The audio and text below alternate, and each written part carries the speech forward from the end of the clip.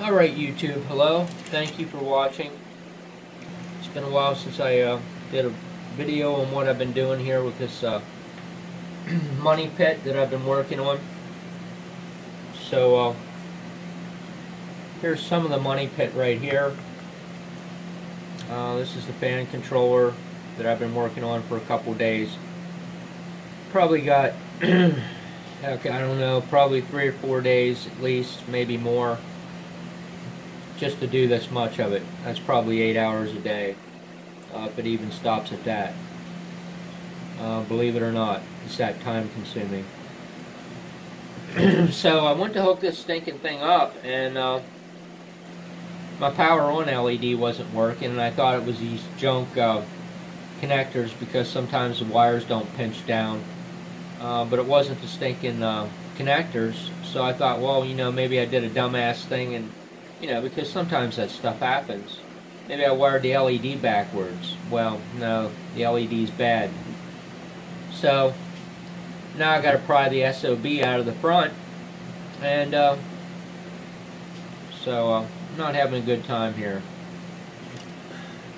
So I probably got 3 or 4 days, who knows, maybe a week into this entourage here.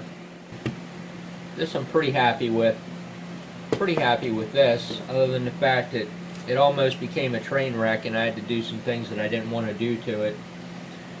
But got 3 Commonwealth fans in there. They're 150 milliamps at 12 volts. They're a pretty fantastic little low profile fan for what they are. They're about 35 CFM. The price is right on these guys right now, and that's why I decided to use them. They're pretty impressive for what they are. So, you know, I don't know. So you're probably thinking, well, you know, how do you really spend 4 days or 5 days or whatever, 6 days to build this? Well, that's pretty much what it took.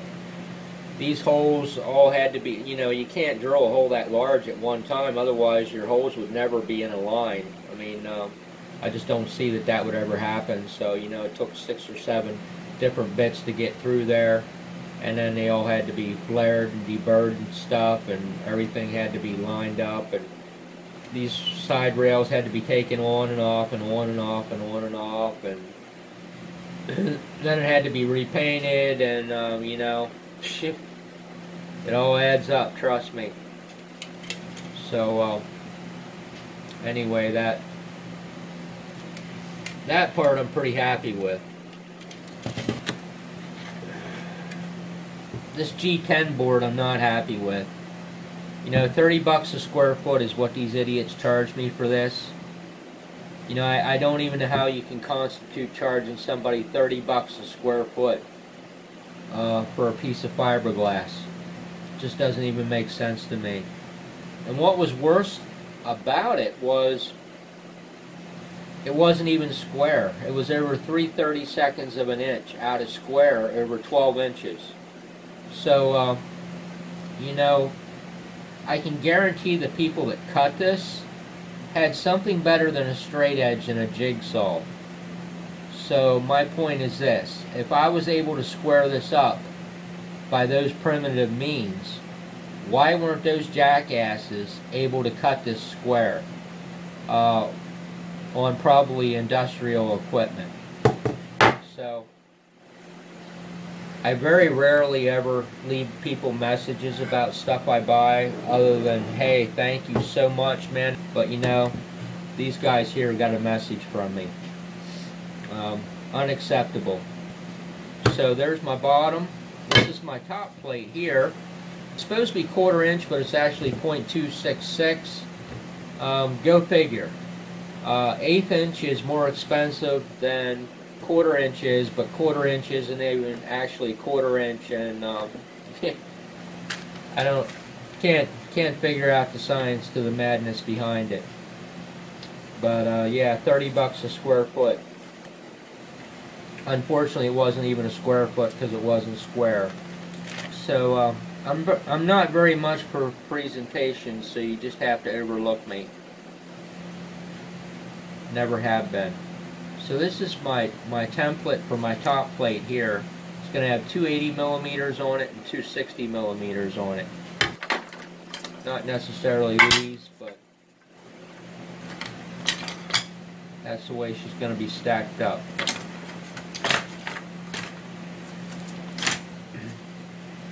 So you're maybe thinking, well, I saw 3 on the bottom cover, which used to be the top cover, and now I see 4 fans up there. Do you really think you have enough fans? You know you have enough fans when not all the fans have to be used, and that's a good thing. That's how I look at it. So electronics to me is kind of like baseball. Honestly, I hate baseball. I don't know nothing about it. But you put everybody on the bases, and then you send in your best and hit a home run, and everybody moves and things happen. And that's how I do electronics. I haven't even done the RF section on this amp yet, so I don't know what that's going to be. And the reason I haven't done that is because a cooling requirement comes first. You don't put the cart before the horse. So that's how I do things, all in a very mysterious but particular order, I guess. So I got to get all these cutouts into this top plate here. Working with this stuff, I mean, this stuff would survive a nuclear blast. If it doesn't say carbide on it, you're not going to tool this material. It's not going to happen. And unfortunately, I'm very primitive the way I do things. So, I don't have a manufacturing facility here to zip this stuff out. So it takes an extreme amount of time. But I got to get all that in there. So the thermistor is actually sitting over here on the heat sink. And there is a method to the madness on why these fans are brought in the order that they are. And the placement of them. So I just got to rip this LED out here, and then I'll be good with that once I get the relays in. So last but not least, like I said, I'm not much for presentation, but you can just kind of get a gist and then flip me off. 4 comparators, a big precision voltage divider network, and 4 pickoff points for 4 sets of fans. A voltage divider here formed by the thermistor, referenced against the bottom side with a 43K precision resistor. Makes it all happen. The VCC voltage here to this divider had to be trimmed in with an adjustable trim pot.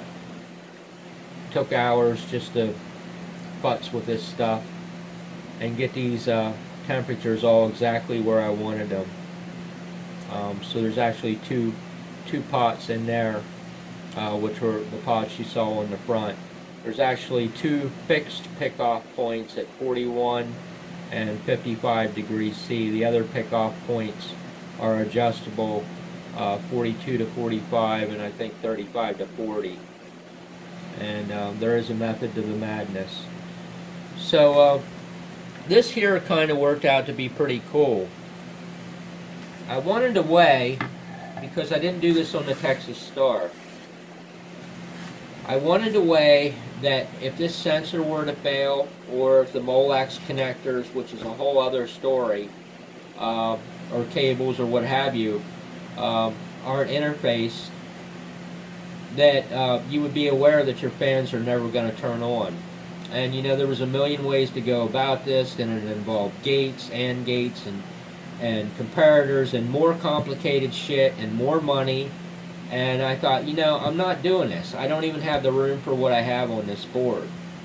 So I found a way to essentially get this power light not to turn on if something is wrong. And it was just a very simple way of doing it, was just stringing a transistor, and it had to be a particular transistor with a particular base resistor, on this sense point, which this sense point is these sense points up here, common to those 100K resistors. So if this thermistor opens up or isn't connected, you know, there's going to be no voltage at this point, so the green light will never turn on. And the cool thing about it too is these comparators are ran off the 8.2 volt that I have picked off a Zener diode. So if that 8.2 volt fails, you know, unbeknownst to you, the comparators aren't going to turn the fans on. But since this diode, this idiot green power LED, is tied to the 8.2 volt rail, you get like a trickle-down triple effect, where if you don't have that voltage, it's not going to pull in. If you don't have a thermistor connected, it's not going to pull in. And also, if your 5 volt reference voltage here falls low, by the same token, it's not going to pull in. So I did 3 things all by just one stupid transistor, but it took a while to figure out how much base drive I needed to it, and to go through the temperature calculations with this thermistor to know what temperature this LED would eventually never come on at. Because kind of the messed up thing is, as this temperature goes down, this thermistor resistance rises up. As it rises up, this voltage comes down. So there would be a point of extreme cold if you were to stick this unit into a very, very cold environment where the green LED would never turn on. Was kind of the idiosyncrasy of doing this. So I had to go through and calculate, well, if you place this stinking amplifier in Antarctica, would the green LED come on? No, it would not. So I had to go through and calculate at what point would it not come on. And it works out to, I think it was about 4 or 5 degrees Celsius. If the temperature goes any lower than that, it will not give you a power indication. So it's kind of funny that it works out that way, but that's the way it is. And I lowered this value all that I could to counteract that.